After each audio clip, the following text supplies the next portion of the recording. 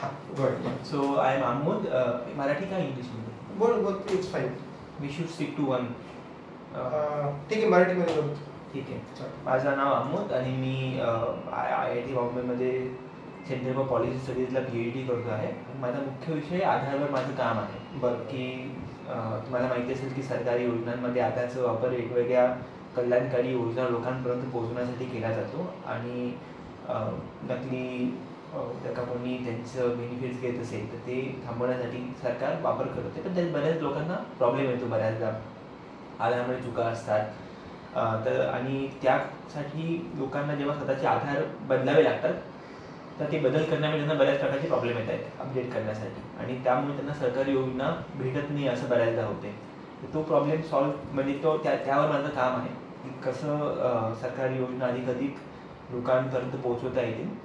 तर त्या संदर्भात आधारविषयी काम करताना मला तुमच्याशी बोलायचं होतं या विषयामध्ये की तुम्ही जे तुमचं डॉक्युमेंट्सवर तुमचं जेंडर बदललं आहे तर ते करण्याचा तुमचा अनुभव कसा होता आणि त्या संदर्भात मला इंटरव्ह्यू घ्यायचा आहे की जेणेकरून हे डॉक्युमेंटेशन याचं आपण डॉक्युमेंटेशन करून ते अधिक लोकांपर्यंत रिसर्चच्या माध्यमातून पोहोचवता येईल.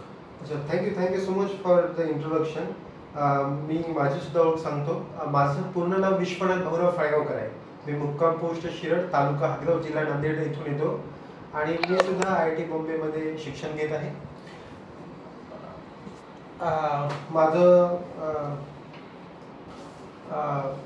जेंडर बदलण्यामागचं मुख्य कारण म्हणजे मी एक समलैंगिक आहे, मी एक क्विअर आहे आणि क्विअर कॅटेगरी ही ट्रान्सजेंडर कॅटेगरीमध्ये येतं.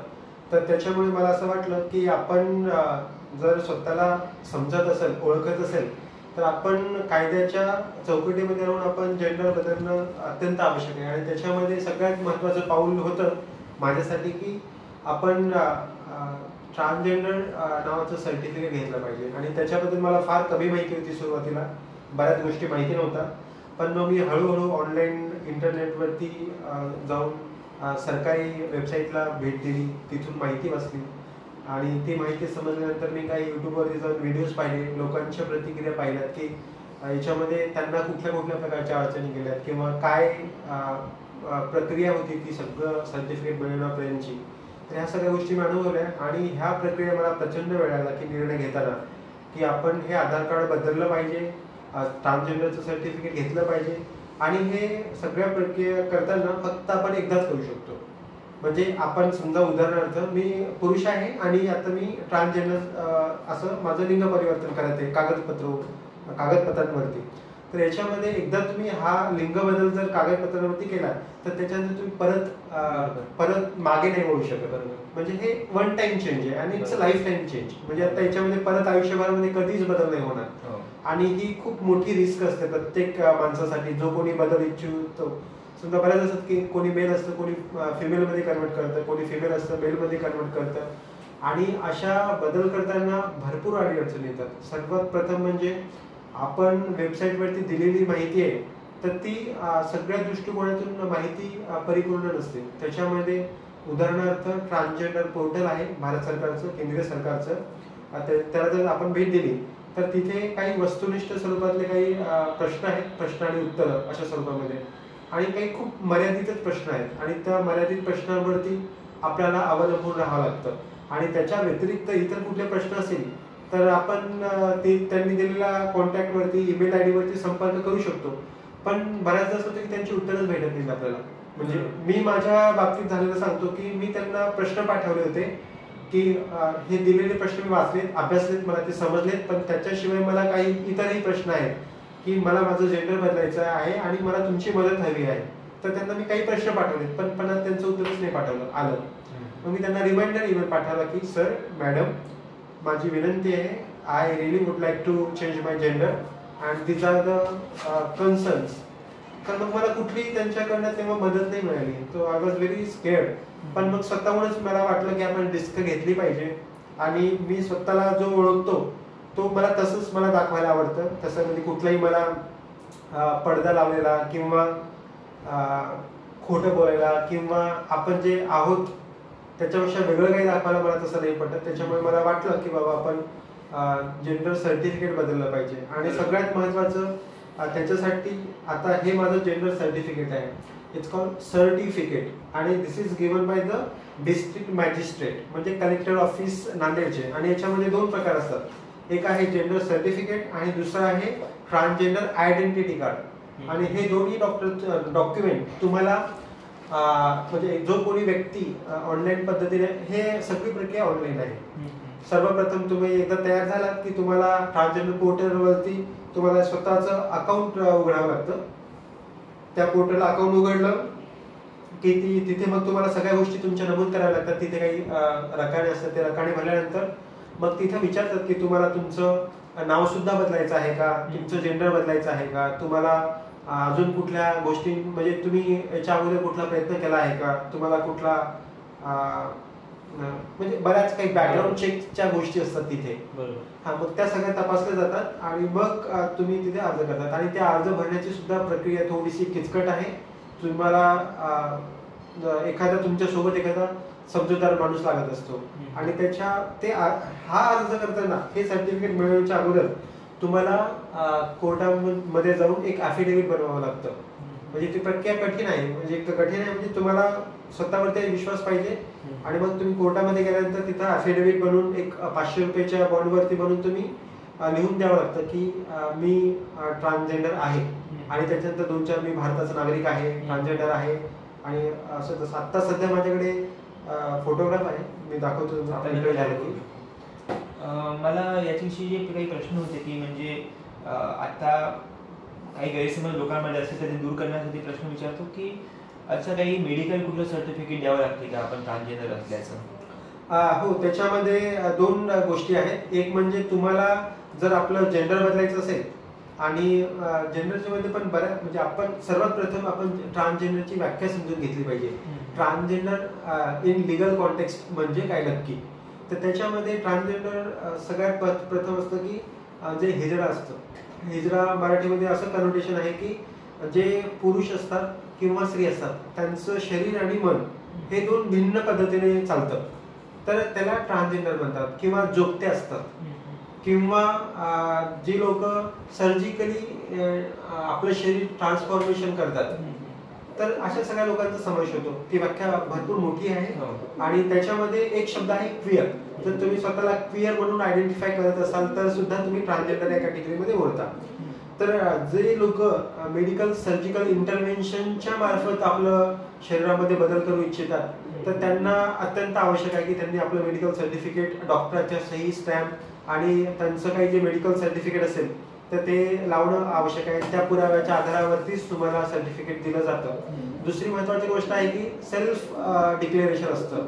तर त्या सेल्फ डिक्लेरेशन म्हणजे तुम्ही समलैंगिक आहात की तुम्ही लेस्बियन आहात किंवा तुम्ही बायसेक्शुअल असाल तरी सुद्धा तुम्हाला ट्रान्सजेंडरचं सर्टिफिकेट मिळतं. आणि ह्या सगळ्या गोष्टी ट्रान्सजेंडर मध्येच इन्क्लूड केलेल्या आहेत. जसं वेगवेगळ्या कॅटेगरी नाही आहेत. Transgender is an umbrella term, तर त्याच्या आतमध्ये ह्या सगळ्या गोष्टी समाविष्ट आहेत.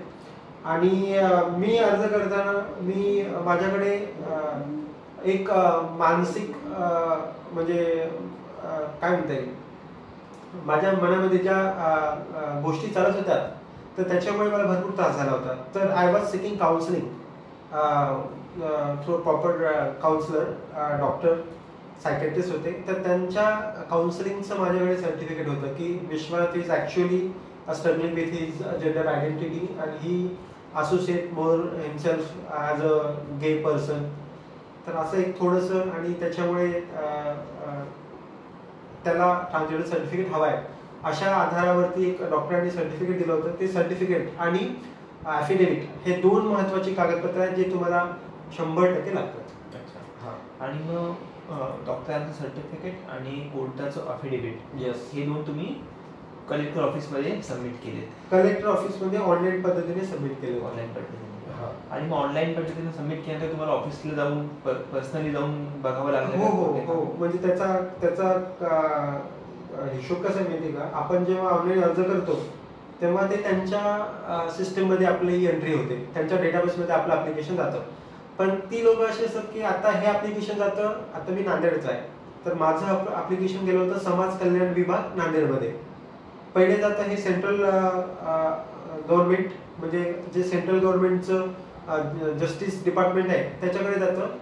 आणि ते डिपार्टमेंट त्या असोसिएटेड स्टेट आणि डिस्ट्रिक्टला पाठवतं. तर याच्यामध्ये 15 दिवस जातात की ते पाहणे, तपासणे, कुठल्या डिस्ट्रिक्टला आहे काय नाही. 5 मिनिटाचं काम आहे पण ते 15 दिवस घेतात. तर ते 15 दिवसानंतर मग आपल्याला कळतं की आपलं ऍप्लिकेशन तिथे ऑनलाईन प्रक्रियेमध्ये तुम्ही हे करू शकता, मॉनिटर करू शकता की आपलं ऍप्लिकेशन हे कुठल्या कुठल्या टप्प्यापर्यंत पोहोचलंय.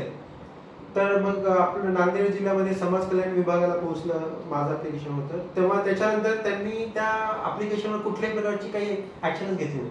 तर ते ऍप्लिकेशन हे जेव्हा तुम्ही अप्लाय करता त्याच्यानंतर एका महिन्याच्या आतमध्ये तुम्हाला सर्टिफिकेट भेटणं अपेक्षित आहे. आणि ते सर्टिफिकेट तुम्हाला तिथे डिस्ट्रिक्ट कलेक्टरला जायची आवश्यकता सुद्धा नाहीये. तुम्हाला त्या ऑनलाईन पद्धतीने PDF स्वरूपामध्ये येतं आणि डाउनलोड करून कलर प्रिंटआउट करून तुम्ही लॅमिनेशन करू शकता. अशा पद्धतीचं आहे. पण ते 1-1.5 महिने झालं माझ्या अर्जाला त्यांनी काही दखलच घेतली नाही. मग मला स्वतः प्रत्यक्ष जाऊन तिथे त्यांना सांगावं लागलं आणि मी 2दा ऍप्लिकेशन केलं. पहिलं ऍप्लिकेशन केलं, मला वाटलं की बाबा माझी चूक झाली की बाबा माझं ऍप्लिकेशन काहीच ऍक्शन होत नाहीये. मग मी 2 महिने वाट पाहिली आणि मग रडत बसलो प्रत्येक दिवशी, बाबा हे असं का नाही होते, म्हणजे एवढं कसं तुम्ही हलगर्जीपणा दाखवतात. तर मग परत 2 महिन्यानंतर मी अजून ते पहिलेच ऍप्लिकेशन मी डिलीट केलं, परत नव्याने सगळ्या गोष्टी केल्या आणि परत मी ऍप्लिकेशन केलं. तरी सुद्धा ते काहीच होत नाही. परत 2 महिने थांबलो, कुठल्या प्रकारचे ऑप्शन नाही. मग 5व्या महिन्यामध्ये मी प्रत्यक्ष समाज कल्याण विभागामध्ये गेलो. त्यांना मी त्याच्यामध्ये भरपूर ईमेल सुद्धा पाठवले, पण त्यांनी कुठल्या प्रकारची दखल नाही घेतली. मग मी तिथे प्रत्यक्ष गेल्यानंतर मग त्यांना सांगितलं की तुमच्याच्यानं होत असेल तर सांगा, नसेल असेल होत असेल ते सुद्धा स्पष्टपणे सांगा, म्हणजे मला तुम्ही तात्काळ ठेवू नका. तर मग मी त्यांना सांगितलं आणि मी थोडा शिकलेला माणूस आहे, मी स्पष्ट वक्ता आहे. मी त्यांना तिथे बोलून दाखवलं की बाबा हे अत्यंत महत्वाचं आहे. माझ्या या सर्टिफिकेटवरती बऱ्याच गोष्टी अवलंबून आहेत आणि मला येणाऱ्या काळामध्ये मला निवडणुकीला उभं टाकायचंय, मला माझ्या कॉलेजमध्ये माझे सगळे सर्टिफिकेट बदलायचे, मला नॅशनल इंटरनॅशनल लेवलच्या अपॉर्च्युनिटीज आहेत. तर त्या अपॉर्च्युनिटीसाठी it is important for me to show my true gender identity when I am applying. तर ह्या सगळ्या महत्वाच्या गोष्टी होत्या आणि ह्या सगळ्या गोष्टीला उशीर करून चालत नव्हता. आणि ह्या सगळ्या गोष्टी मी 2022 मध्ये चालू केल्या होत्या, पण प्रतिसादच कुठला भेटला नाही. मग खूप अगदी डिसेंबर महिन्याच्या जवळजवळ मला हे म्हणजे खूपच 2023 मध्ये मिळालं मला. नोव्हेंबर 23 मध्ये मला सर्टिफिकेट मिळालं. तर बराच वेळानंतर मिळालं, पण when I got this certificate very happy. तुम्ही जेव्हा कलेक्टर ऑफिसला पहिल्यांदा गेलात ऑनलाईन अर्ज केल्यानंतर, तेव्हा त्यांची प्रतिक्रिया कशी होती? त्यांना असं की, कारण की म्हणजे अशा प्रकारची एखादी रिक्वेस्ट त्यांना पहिल्यांदा झाली असेल कदाचित त्या पूर्ण. ऍक्च्युली आपल्या महाराष्ट्रभरामध्ये खूप कमी ट्रान्सजेंडर कम्युनिटीचे लोक आहेत ज्यांच्याकडे हे ऍक्च्युअल सर्टिफिकेट आहे आणि लोक स्वतःहून येऊन पुढाकार घेऊन अप्लाय नाही करत. Unless and until they have that awareness, स्वतःबद्दल जागरूकता असेल, त्या सर्टिफिकेटबद्दल जागरूकता असेल तर शिकलेली लोकही करतात थोडंफार पुढाकार घेऊन. कारण आमच्या नांदेड जिल्ह्यामध्ये जवळपास 50-60 लोकांनी ऑलरेडी केलं होतं ते. आणि पण आमचा समाज कल्याण विभाग नांदेडमध्ये ट्रान्सजेंडरची जी कामं आहेत, जे त्यांच्यासाठी सुखसुविधा आहेत, ते अगदी शेवटचं काम असतं त्यांच्यासाठी. बाकीचे त्यांची सगळे जे 1000 कामं संपल्यानंतर जर त्यांना वेळ मिळाला आणि जर तो समोरचा माणूस प्रत्यक्ष त्यांच्या दरवाजावरती नॉक करतोय की आता मला सर्टिफिकेट पाहिजेच, तर तेव्हा ते ऍक्शन मोडवर येतात आणि तेव्हा ते घेतात. अदरवाईज ट्रान्सजेंडर बद्दल ते कुठल्याही प्रकारची स्वतःहून पुढाकार घेऊन दखल घेत नाहीत, आपल्या अर्जाची दखल घेत नाहीत किंवा त्याच्यावरती ऍक्शन घेत नाहीत, किंवा ते आपण अर्ज केलेले ते आयुष्यभर तिथे पेंडिंगच असतात. तर मला माझा असा अनुभव आला की ते फक्त ऑनलाईन पद्धतीने अर्ज स्वीकारतात आणि त्याच्यावर कुठल्याही प्रकारची ऍक्शन घेत नाहीत. आणि त्यांचं हे शेवटचं प्राधान्य क्रमांक आहे की ट्रान्सजेंडर म्हणजे बाकीचे सगळे इतर कुठलेही काम असेल ते पहिले पूर्ण करणार आणि मग हे शेवटी काम करणार, अशा पद्धतीचा त्यांचा स्वभाव होता. फक्त हे कामाच्या व्यापामुळेच ही प्रतिक्रिया होती की ट्रान्सफोबियामुळे पण या प्रकारच्या किंवा होमोफोबियामुळे या प्रकारच्या प्रक्रिया? नाही, हा व्हेरी गुड क्वेश्चन. मला लक्षात आलं की हे सगळ्याच गोष्टींमुळे आहे की त्यांची मानसिकताच नाहीये. की पहिली गोष्ट ट्रान्सजेंडर म्हणजे हे लोक असतात कशी, त्याची व्याख्या काय, त्याची व्याप्ती काय, ती लोक त्यांचं लाईफस्टाईल काय, विचार काय, तर म्हणजे खूप कमी मर्यादित आणि चुकीची माहिती असते. तर मी जेव्हा स्वतःहून त्यांच्या पुढे गेलो, म्हणजे ऑनलाईन पद्धतीने माझा जेव्हा अर्ज गेला तर तेव्हा त्यांना वेगळा माणूस वाटला. आता हा जर तुम्ही हे जर सर्टिफिकेट पाहिलं तर इथे मी सूट कोट टाय बोटामध्ये आलेला आहे आणि त्यांना प्रश्न पडला की असा कसा माणूस असू शकतो. ट्रान्सजेंडर म्हणजे टाळी वाजणे, स्त्रियांसारखं मेकअप करणे आणि साडी घालणे किंवा महिलांचे कपडे परिधान करून असं राहणे, असंच त्यांच्या मनामध्ये संकल्पना होती. तर मग ह्या सगळ्या गोष्टींना मी तडा दिला होता. मी जेव्हा तिथे गेलो होतो आणि मी मुद्दामून गेलो होतो की चांगल्या म्हणजे एकदम सूट टाय अशा पद्धतीमध्ये गेलो होतो. आणि मग मी इंग्लिशमध्ये बोललो तिथे जाऊन, आणि त्यांना कळलं चाललं ना की असं काय व्हायलंय. म्हणजे त्यांच्याकडे ज्या काही गोष्टी मनामध्ये होत्या त्या सगळ्या गोष्टी एकदम चुकीच्या ठरत होत्या. तर मी त्यांना सांगितलं की ट्रान्सजेंडरची व्याख्या ही अशीच नाही तुम्हाला जे समजलेली आहे, त्याच्यापेक्षा भरपूर मोठी आहे. आणि मग मी त्यांना तिथे थोडंसं समजावून सांगितलं की तुम्ही आम्ही अर्ज केलेले ते व्यवस्थितरित्या हाताळ करा, त्याला तुम्ही लवकरात लवकर निपटारा करण्याचा प्रयत्न करा. आणि त्यांच्या मनामध्ये ज्या चुकीच्या संकल्पना होत्या त्या ट्रान्सफोबिक पद्धतीच्याच होत्या, आणि त्याच्यामुळे थोडासा मला वैयक्तिक त्रास झाला. आणि जेव्हा मी त्यांना सांगितलं की समलैंगिक आहे असं असं सगळ्या पद्धतीच्या गोष्टी त्यांना समजून सांगितल्या, मग त्यांनी म्हणले ठीक आहे, थँक्यू, खूप धन्यवाद माझे मानले त्यांनी माझ्यासोबत बसून फोटोग्राफ घेतला, मला हातामध्ये त्यांनी सर्टिफिकेट दिलं, आणि मग मी तिथून आलो. तुम्ही बोलला आता की तुम्ही समलैंगिक आहात, पण सर्टिफिकेट हे ट्रान्सजेंडरचे मिळाले आहे, आणि कारण की ते त्या व्याख्येमध्ये ट्रान्सजेंडरच्या समलैंगिक येते किंवा येते आहे. पण कुठेतरी व्याख्याच मर्यादित आहे जे एकंदर आपण बघतो की ज्या प्रकारचं डिस्कशन जागतिक पातळीवर काही देशात होते की समलैंगिक आणि ट्रान्सजेंडर दोन वेगवेगळ्या कॅटेगरीज आहेत, त्यांना वेगवेगळ्या प्रकारे आयडेंटिफाय करणं पण गरजेचं आहे असं तुम्हाला वाटते का कुठे? मला वाटतं जे LGBT लोक आहेत ह्या सगळ्या लोकांसाठी एक शब्द असणं अत्यंत आवश्यक आहे. आणि ते ट्रान्सजेंडर नसता तर इथं तुम्ही ऑदर तुम्ही ऑप्शन द्यायला पाहिजे, म्हणजे मेल, फिमेल आणि ऑदर. तर that would have been more appropriate and true to its gender identity rather than having transgender collectively one umbrella term for the LGBT community. The central government should म्हणजे सरकारनं पुढाकार घेऊन हे गोष्टी बदलल्या पाहिजे, आणि त्याच्यामध्ये त्यांनी एकच शब्द दिला पाहिजे, ऑदर किंवा ऑदर्स, म्हणजे that would have been more appropriate.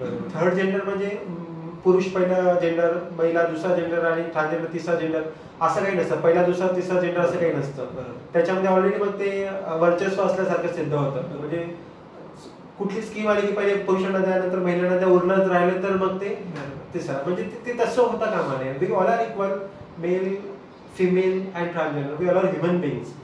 आपण मग त्या पद्धतीने त्या गोष्टी ठरल्या पाहिजेत असं मला आवर्जून वाटतं. आणि सरकारनं ट्रान्सजेंडरच्या ऐवजी ऑदर हा शब्द, ऑदर जेंडर असा शब्द वापरणं अतिशय गरजेचं आहे. बरं. मग जेव्हा तुमच्याकडे सर्टिफिकेट आलं त्यानंतर तुम्ही वेगवेगळ्या अधिक इलेक्शन ID असेल किंवा पॅन कार्डसाठी असेल आणि मुख्यत्वे आधारसाठी अप्लाय केलं. येस, ती प्रोसेस परत कशी होती? हो, आणि सगळ्यात महत्त्वाचं मला आधारचा एक विशेष अनुभव होता. तो म्हणजे आता हे सर्टिफिकेट मला भरपूर मेहनतीने मिळाले. हे दोन सर्टिफिकेट जेव्हा हातामध्ये आले त्याच्यामध्ये मग मी आधार म्हणजे माझा जेंडर चेंज करण्यासाठी ऑनलाईन आधार पोर्टलवरती गेलो, पण तिथे अशा कुठल्याही प्रकारची सुविधाच नव्हती. ऑनलाईन आपण ऑनलाईन पद्धतीने आपण आपली स्वतःची माहिती आधार पोर्टलवरती अपडेट करू शकत नाही, हे मला लक्षात आलं.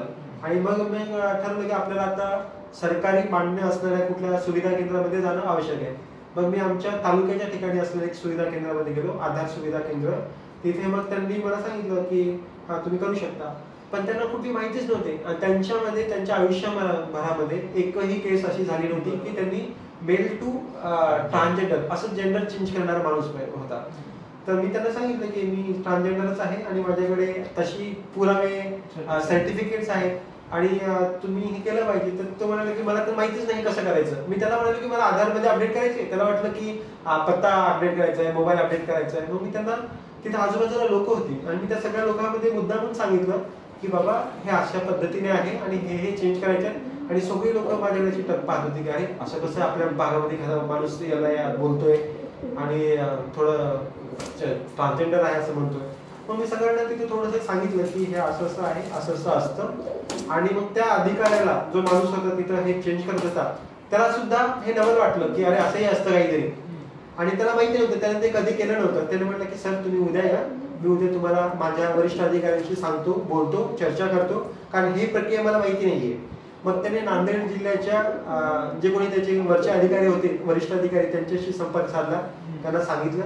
मग वरिष्ठ अधिकाऱ्यांशी बोलून मग त्यांनी त्यांच्या डाऊट क्लिअर करून मग त्यांनी सांगितलं की तुमच्याकडे जर सर्टिफिकेट असेल तर आपण ते बदलू शकतो. त्याच्यामुळे मग त्यांनी दुसऱ्या दिवशी येऊन मला ते ऑनलाईन अपडेट करायला मदत केली. तर हा माझा अनुभव होता. पण तिथे सुद्धा म्हणजे ते लोक सुद्धा ते थोडंसं हे काय म्हणता येईल त्याला, सज्ञ नव्हते, त्यांना खूप अपुरी माहिती होती. They were not equipped with the transgender gender change process. कारण की म्हणजे जस्ट एक इंटरेस्टिंग पॉईंट म्हणून आधार हे भारतातलं जर पहिलं आयडी होतं जे 2009 मध्ये लॉन्च झाल्यापासून तिथे मेल, फिमेल आणि ट्रान्सजेंडर ऑप्शन आहे. हा सुप्रीम कोर्टच्या निर्णयानंतर आलेला ऑप्शन नाही आहे. 2009 पासून तो ऑप्शन आधारमध्ये दिला जातो. कारण की जेव्हा आधार लॉन्च केलं, ज्या लॉन्च करणाऱ्यांचंच हे उद्दिष्ट होतं की उद्या जाऊन म्हणजे भारतात जे LGBT राईट्स ज्या प्रकारे ॲडव्हान्स होत आहेत आणि तुम्हाला माहिती असेल की लॉन्च करण्यामध्ये बरेच लोक हे परत विदेशातून अमेरिकेतून आले होते. नंदन नेलेकणीसारखे लोक त्याच्यामध्ये इन्व्हॉल्व होते. तर त्यांना पहिल्या आधीपासून ती कमिटमेंट होती की ट्रान्सजेंडरसाठी पण हे आयडी इन्क्लुझिव्ह असलं पाहिजे. पण जसं आपण बघितलं तुमच्या याच्यामध्ये की सरकारचा नियम असतो, पण ग्राउंड लेवलला जे लोक याचे इम्प्लिमेंटेशन करत असतात त्यांनाच बऱ्याच गोष्टी कळत नाहीत की कशा प्रकारे हे सरकारचे उद्दिष्ट जे नियम आहेत ते कशा प्रकारे फॉलो केल्या पाहिजे, किंवा त्यांचे स्वतःचे जे बायसेस असतात त्यानुसार ते बऱ्याच गोष्टी करत नाहीत. अजून तुम्हाला काही या पूर्ण प्रोसेसबद्दल प्रोसेसबद्दल सांगायचं सगळ्यात महत्त्वाचं की हे वन टाइम आहे. याच्यामध्ये आपण मागे नाही जाऊ शकत. एकदा बदललं की बदललं. त्याच्यामुळे खूप काळजीपूर्वक निर्णय घेणं महत्त्वाचं आहे. त्याच्यानंतर एकदा तुम्ही एक सर्टिफिकेट बदललं की तुम्हाला बाकीचे सगळे तुमचे सरकारी कागदपत्रे बदलावी लागतात. त्याच्यामध्ये एका सर्टिफिकेट ट्रान्सजेंडर आणि दुसऱ्या सर्टिफिकेटवर मेल किंवा फिमेल असं नाही चालत. So there needs to be consistency in all the documents. For example आपण इलेक्शन कमिशन ऑफ इंडियाचं वोटर आय डी कार्ड पाहिलं तर मला हे कार्ड बदलल्यामुळे मला वोटर आय डी सुद्धा बदलावं लागलं. त्याच्यानंतर आधार कार्ड बदलावं लागलं. त्याच्यानंतर पॅन कार्ड बदलावं लागलं. मला माझा पासपोर्ट बदलावा लागला. आणि ह्या सगळ्या प्रक्रियेमध्ये प्रचंड वेळ जातो, प्रचंड पैसे जातात, प्रचंड मानसिक ताणतणाव येतात. तर हे सगळ्या गोष्टी आपल्याला अर्ज करण्याच्या अगोदरच आपल्या मनाची तयारी करायला लागेल. कारण याच्यामध्ये तुम्हाला प्रत्येक ऑफिसला लोक भेटणारे वेगळे असतात. बऱ्याचदा तुमच्या ॲप्लिकेशन रिजेक्ट होतात. बऱ्याचदा त्या लोकांना कळत नाही की हे ॲप्लिकेशन स्वीकारावं किंवा नाही स्वीकारावं किंवा कुठले पुरावे लागतात. तर बऱ्याच क्लिष्ट पद्धतीची मानसिकता प्रक्रिया ही मला अनुभवायला आली. त्याच्यामध्ये भरपूर बदल झाले पाहिजेत. तर धन्यवाद विश्वनाथ सर तुमचा वेळ. Thank you so much. Thank you for your kind interview. Thank you.